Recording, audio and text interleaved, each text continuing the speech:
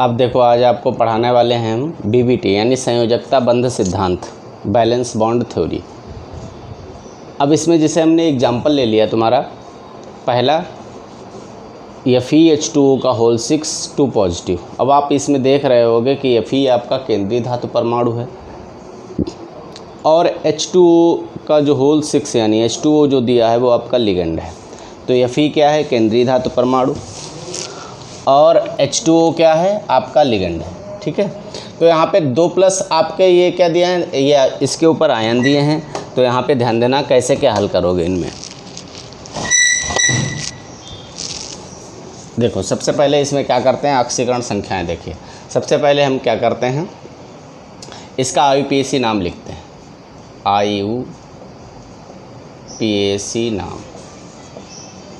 ठीक, तो IUPAC नाम लिखते हैं। केंद्रीय धातु परमाणु को बाद में लिखेंगे, जानते ही हो। लिगेंड का नाम पहले लिखेंगे। 6 को क्या कहते हैं बेटा? हेक्सा। 6 को क्या बोलते हैं? हेक्सा। और H2O को क्या बोलेंगे? Aqua, hexa aqua. और Fe का नाम क्या होगा? देखो ऊपर प्लस का है और बाहर कुछ भी नहीं है बड़े कोष्ठक से, तो इसलिए नाम नहीं बदलेगा। तो Fe का नाम क्या रहेगा? आयरन। आयरन। अब क्या करते हैं, ऑक्सीकरण संख्या निकाल देते हैं। ऑक्सीकरण संख्या पहले ही निकाल देते हैं या बाद में निकाल दो, बात एक ही है। ऑक्सीकरण संख्या Fe को क्या माना? X। केंद्रीय धातु परमाणु को जो है उसी की निकालनी है जो केंद्रीय धातु परमाणु है। H2O कितने दिए हैं? 6 × 0 और बराबर 2+ हैं तो 2+ लिख दिया। X + 0 = +2, तो X बराबर आ गया +2, यानी ऑक्सीकरण संख्या हो गई +2। इसीलिए जितनी ऑक्सीकरण संख्या आती है वही रोमन गिनती बेटा लिखते हैं। बताया था, प्लस है या माइनस हो तो अंत में नाम के अंत में आयन लिख देते हैं। ऑक्सीकरण संख्या जब +2 आ गई, हम क्या करते हैं, Fe की ही जो है इलेक्ट्रॉनिक विन्यास बनाएंगे। तो Fe का ही इलेक्ट्रॉनिक विन्यास देखो कैसे बनाएंगे। तो Fe दिया है, Fe के ऊपर Fe का अब इलेक्ट्रॉनिक विन्यास, Fe का इलेक्ट्रॉनिक विन्यास। अब Fe का ही इलेक्ट्रॉनिक विन्यास बनाएंगे। तो Fe का इलेक्ट्रॉनिक विन्यास देखो, आयरन Fe का परमाणु क्रमांक 26 होता है। 26 का बनेगा बेटा 1s2 2s2 2p6 3s2 3p6 4s2 और 3d6। अब आप Fe2 पॉजिटिव का बनाना है। क्यों 2 पॉजिटिव कैसे हुआ बेटा? क्योंकि ऑक्सीडेशन नंबर +2 आई है। इसका मतलब केंद्रीय धातु जितनी ऑक्सीडेशन नंबर आएगी वही केंद्रीय धातु परमाणु की ऑक्सीकरण अवस्था होगी। वही प्लस या माइनस जो भी आएगी वो केंद्रीय धातु परमाणु के ऊपर उतना आयन आपको चढ़ाना पड़ेगा, उसी की इलेक्ट्रॉनिक विन्यास बनाना पड़ेगा। अब Fe2 पॉजिटिव का अगर आप इलेक्ट्रॉनिक विन्यास बनाओगे, 2+ का मतलब 2 इलेक्ट्रॉन त्याग देगा। बड़े कक्षक से त्यागेगा बेटा। बड़ा कक्षक तुम्हारा 4 है। देखो ये 3 है, ये पहला, ये दूसरा और ये तीसरा और ये चौथा। चौथे से कम हो जाएंगे कितने? 2। तो क्या बनेगा? 1s2 2s2 2p6 3s2 3p6। यहाँ पे 2 इलेक्ट्रॉन कम कर दो, 4s0 और 3d6। अब आप देख रहे होगे बाह्य कोश का ये यहाँ तक पूर्ण है, पूरे ये वाले अधूरे हैं। तो इनको हम लिख लेते हैं, पहले छोटा कक्षक लिख लेते हैं। यानी Fe2 पॉजिटिव का जो बाहरी इलेक्ट्रॉनिक विन्यास है वो है आपका 3d6 और 4s0। है ना, कितना सिंपल। अब इन्हीं के हम लोग बॉक्स बनाते हैं, डिब्बे इनमें पता करते हैं अयुग्मित इलेक्ट्रॉन कितने हैं। तो देखो Fe2 पॉजिटिव का डिब्बा बनाते हैं। सबसे पहले ध्यान देना यहाँ पर। अब Fe2 पॉजिटिव का अगर हम डिब्बा बनाएंगे तो क्या बनेगा देखना। इसमें 3D है, D में कितने खाने होते हैं? 5। D में 5 खाने बना दीजिए। D के आप बना दीजिए 5 खाने, 1 2 3 5 हो गए। और फिर 4s है, S में 1 खाना अलग बना दीजिए ऐसे। अगर बेटा चक्रण होगा इलेक्ट्रॉनों का इनका, तो चक्रण होने पर क्या होगा, 4 की और भी कक्षाएं आएंगी। जैसे 4s के बाद 4p आएगा, 4d आएगा। तो जो चक्रण होगा तो उसके लिए बना भी लें हम लोग। हो सकता है आगे जो है चक्रण हो तो उनमें इलेक्ट्रॉन चले जाएंगे, बना लें एक्स्ट्रा, भले इनमें ना आया हो, ज़रूरत पड़ेगी तो उनमें चला जाएगा। अब देखो, अब यहाँ पे अगला 4d भी आएगा। 1 2 3 4 और 1 5 इनके बना ली। ये आपका 3D वाला है, ये आपका 4s है। सबके नीचे लिख देने। ये 4p हमने एक्स्ट्रा बना लिया पहले से ही, कि अगर चक्रण होगा तो आगे के कक्षकों में इलेक्ट्रॉन चला जाएगा। अब तुम सोच रहे होगे सर जी 4s 4p ही क्यों आएगा, क्योंकि 3 तक कक्षक यूज हो चुके हैं। 3 के बाद में कक्षक 4 वाला ही तो चल रहा है, तो 4 की ही तो अन्य कक्षाएँ आएंगी जब चक्रण होगा। जैसे 5s तक तुम पहुँच जाते और उसके बाद का जब चक्रण होता तब 5 के आगे की कक्षाएँ आ जाती। अब यहाँ पे जैसे 3d है, d में कितने इलेक्ट्रॉन भरे हैं 6, तो 6 भर दीजिए। 1 2 3 4 5 और छठा वाला ये सबसे पहले प्लस के भर लेते फिर बाद में माइनस का। 4s में तो 0 है बेटा, कोई भी इलेक्ट्रॉन नहीं रहेगा। ठीक, अब ये बनाने के बाद में अब आप देख रहे होगे अयुग्मित इलेक्ट्रॉन आपको कितने दिख रहे हैं। अयुग्मित इलेक्ट्रॉन दिखने से पहले आपको एक चीज़ और बताएं। आप ये देखिए कि हमारे केंद्रीय धातु परमाणु Fe है, H2O हमारा लिगेंड है। ये पता करिए केंद्रीय धातु परमाणु के पास में लिगेंड कौन सा है, दुर्बल वाला कि प्रबल वाला है। तो देखो H2O है।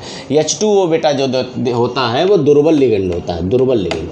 ये आपको हमने कल बताया अभी। तो दुर्बल लिगेंड होता है। जब H2O दुर्बल लिगेंड होता है तो दुर्बल लिगेंड क्या होता है, युग्मन नहीं करता है, यानी युग्मन नहीं, जोड़े नहीं बना पाता है। तो जैसे इलेक्ट्रॉन पड़े हैं बॉक्स में वैसे ही पड़े रहेंगे, ये युग्मन नहीं कर पाएगा, यानी पेयर नहीं बना पाएगा। और जब पेयर नहीं बना पाएगा तो हम लोग संकरित कक्षक पता करते हैं। देखो आपके पास लिगेंड H2O हैं 6, इसका मतलब ये तुम्हारे लिगेंड अन्य बॉक्सों में चले जाएंगे। समझ रहे हो, ये तुम्हारा जो लिगेंड है केंद्रीय धातु परमाणु के पास में, केंद्रीय धातु परमाणु का तुमने बना लिया, ये केंद्रीय धातु परमाणु के ही तो इलेक्ट्रॉन हैं। अब तुम्हें लिगेंड के भी तो दिखाने पड़ेंगे। लिगेंड आपके कितने हैं 6, तो ये 6 लिगेंड आपको रखने हैं। तो देखो अब संकरित कक्षक समझ में आएगा कैसे संकरण होता है। तो ये जितने आपके पास में लिगेंड हो उतने डिब्बों, हर एक लिगेंड एक डिब्बे में जाएगा। ऐसे ध्यान रखना, जितने लिगेंड हो, जितने बॉक्स होते हैं उन बॉक्स, खाली बॉक्सों में एक लिगेंड जाता है, यानी 2 इलेक्ट्रॉन देता है। एक लिगेंड आपके 2 इलेक्ट्रॉन बनाएगा खुद। जब एक लिगेंड आप बॉक्स में रखोगे इसका मतलब 2 इलेक्ट्रॉन उसमें पहुंच गए। अब इसमें आपके पास H2O कितने हैं 6। अब हमको H2O 6 भरने हैं, तो देखो एक बॉक्स में एक ही H2O जाएगा, ध्यान रखना। तो यहाँ पर एक H2O हो जाएगा बेटा, एक H2O यहाँ पर हो जाएगा। हमें 6 भरने हैं, ध्यान देना यहाँ पर। और फिर एक डिब्बे में हो गया H2O, फिर इस वाले डिब्बे में आएगा H2O, ध्यान देना। फिर इस वाले डिब्बे में आएगा H2O, ध्यान देना खूब अच्छे तरीके से। फिर इस वाले डिब्बे में आएगा H2O। कितने हो गए तुम्हारे, 1 2 3 4 हुए। फिर यहाँ पे आएगा 5वां H2O, समझने के लिए बता रहा है। और फिर ये 6 हो गए, 6 H2O हर डिब्बे में पहुंच गया। यहाँ पे खाली नहीं था, खाली डिब्बों में जाएगा क्योंकि H2O 2 इलेक्ट्रॉन लेके जाता है। यहाँ पे H2O नहीं जा सकता। क्यों नहीं जा सकता, क्योंकि इनके पास में एक ऑलरेडी था। बिल्कुल खाली डिब्बा हो तभी लिगेंड उनमें भरे जाएंगे, ऐसे मन में ध्यान रखो। जब तक बिल्कुल आप खाली, क्योंकि लिगेंड जब जाता है तो 2 इलेक्ट्रॉन अप्रूप चले जाएंगे उसके साथ में, चक्रण पूरा जाएगा, युग्मन पूरा करेगा जाके। अब देखो आपने H2O 6 भर दिए, इनका मतलब इन बॉक्सों में H2O हमारे चले गए। इनमें 2 इलेक्ट्रॉन, इसमें H2O, इसमें यहाँ तक हुए। अब हम लोग संकरित पता करते हैं, संकरण। ये संकरित कक्षक हो गए। अब हम पता करते हैं कि संकरण कौन सा हुआ। ध्यान देना खूब अच्छे, अब संकरण समझ में आ जाएगा। कल याद करवा रहे थे संकरण की परिभाषा। अब यहाँ पे देखिए यस का आपने कितने कक्षक यूज किए, यस का कितना कक्षक यूज किया, ध्यान से देखिए। यस है, ऐसा ही तो कक्षक है। यस का एक है तो डिब्बा यूज हुआ, तो यस 1 लिख लिया। पी के कितने डिब्बे यूज हुए, पी था भाई, पी था। पी के कितने यूज हुए, 1 2 3, तो पी 3 यूज हुए, पी 3 लिख दिया। डी के कितने यूज हुए डिब्बे बेटा, देखो H2O 2 ही तो डिब्बों में भरा, इनमें और इनमें 2 ही तो डिब्बे यूज हुए, तो D2 sp3D2 संकरण हो गया। है ना कितना सिंपल संकरण निकालना। बस आप जितने तुम्हारे 3D6 4s था इनके लिए हमने इलेक्ट्रॉनिक विन्यास डिब्बे बना दिए, इलेक्ट्रॉन भर दिए। उसके बाद में लिगेंड जितने हमारे पास में थे क्वेश्चन में उतने लिगेंड हमने खाली बॉक्सों में भर दिए आगे की कक्षाओं में। इधर खाली होते तो इधर से भरते, भर दिए। उसके बाद में हमने काउंटिंग कर ली कितने कक्षकों का प्रयोग हुआ डिब्बों में। जितने कक्षकों का प्रयोग हो वही संकरण हो गया। एक S में जा रहा था, एक S हो गया। 3 P में जा रहे थे, 3 P में हो गए। D में 2 जा रहे थे, D में 2 हो गए। हो गया संकरण। देते हैं हम इधर, ध्यान देना थोड़ा।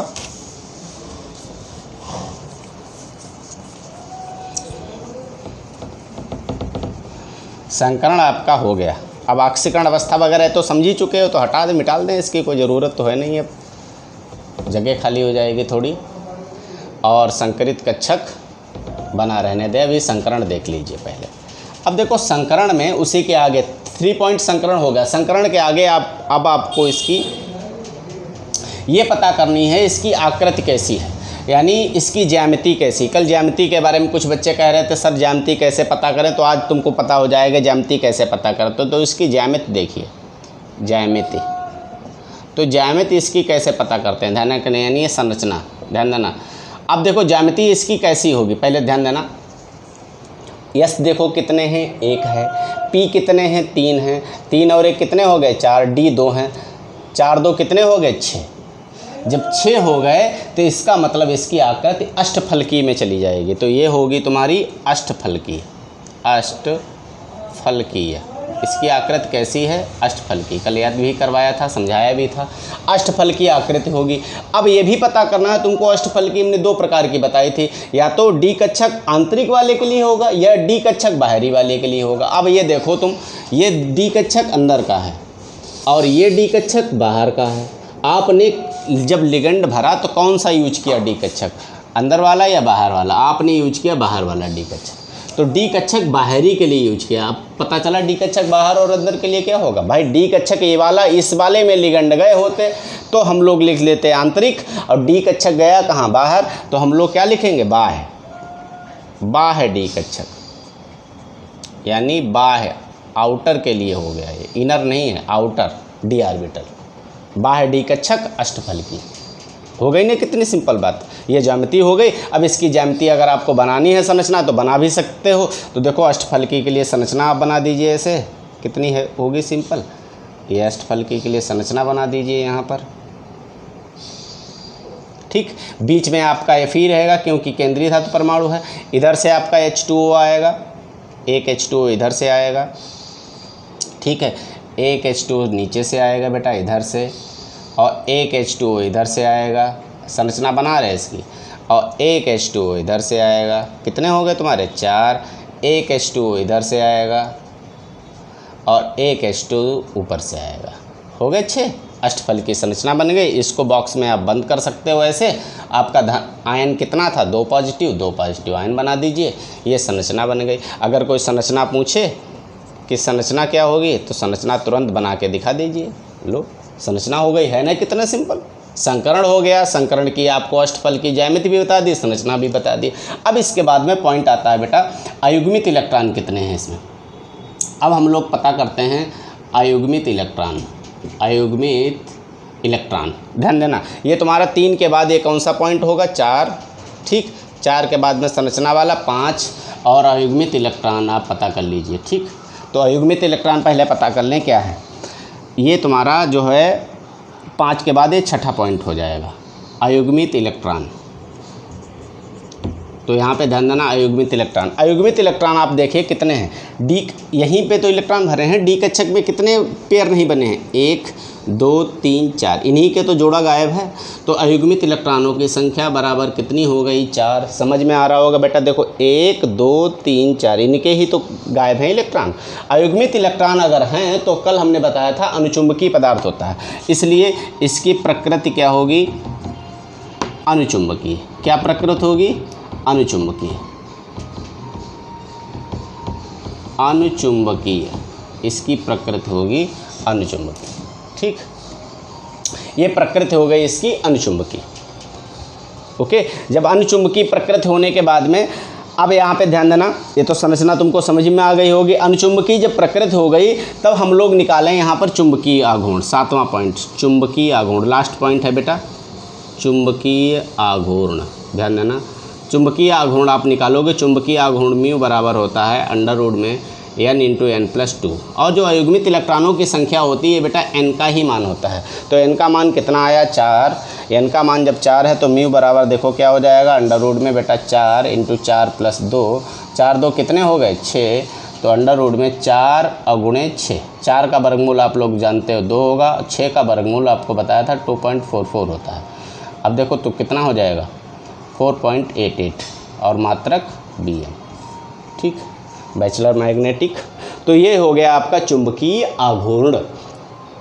सब चीज़ें देखो क्लियर हो गई। सबसे पहले आपने क्या किया, आक्सीकरण संख्या निकाली, इलेक्ट्रॉनिक विन्यास बनाया Fe का, और फिर उसके बाद में कक्षक डिब्बे बना लिए, और डिब्बे भरने के बाद लिगेंड भर दिया। लिगेंड जहाँ जहाँ गया उन कक्षकों को गिन लिया, भाई 1 S में गया था, 3 P में गए थे, D में 2 गए थे, संकरण हो गया। और संकरण में 3 2 5 1 6 कक्षक यूज हो रहे, 6 होने पर अष्टफलकीय होता है। अब ये पता कर लिया बाह्य डी कक्षक, बाह्य इसलिए लिखा बेटा क्योंकि बाहरी में गया था H2O, बाहरी में यूज हुआ तो बाहर डी कक्षक हो गया। संरचना बना दी, Fe हमारा केंद्रीय धातु परमाणु था, बीच में रख दिया, 6 H2O थे, हर तरफ से 6 H2O आए। देखो हर कोने से आएगा पहले, और फिर एक नीचे से, फिर एक ऊपर से, बॉक्स बना दिया, 2 पॉजिटिव रख दिए क्योंकि 2 आयन था, संरचना बन गई। अयुग्मित इलेक्ट्रॉन पता कर लिए, 1 2 3 4 अयुग्मित हो गए, n का मान 4 होगा। अगर अयुग्मित है तो वो अनुचुंबकीय होगा। और एक चीज़ बता सकते हो, अगर बेटा अयुग्मित होते हैं तो तुमको बताया था वो रंगीन होता है, तो ये आयन जो देगा वो कैसा देगा, कलरफुल देगा, ये रंगीन भी होगा, ये भी तुम्हें बताया था कलरफुल होगा, तो कलरफुल आप दिखा दीजिए। और चुंबकीय आघूर्ण आपको निकालना, म्यू बराबर √n × n+2 होता है। n का मान आप निकाल ही चुके हो, 4 का मान रख दिया, 4 × 4 2 6, 4 × 6 4 का वर्गमूल 2 हुआ, 6 का 2 2.44 मल्टीप्लाई कर लिया, आ गया आंसर। है ना कितने सिंपल। चलो नोट करिए फटाफट इसको जल्दी से।